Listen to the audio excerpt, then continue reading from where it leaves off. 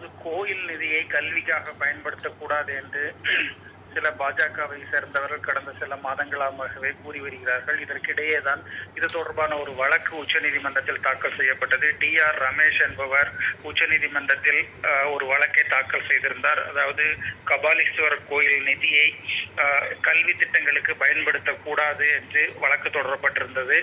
இந்த மனுதான் இன்று உச்சநீதிமன்றத்தில் நீதிபதிகள் விக்ரம்நாத், சந்தீப் மேத்தா ஆகியோர் அடங்கிய அமர்வு முன்பாக விசாரணைக்கு வந்தது.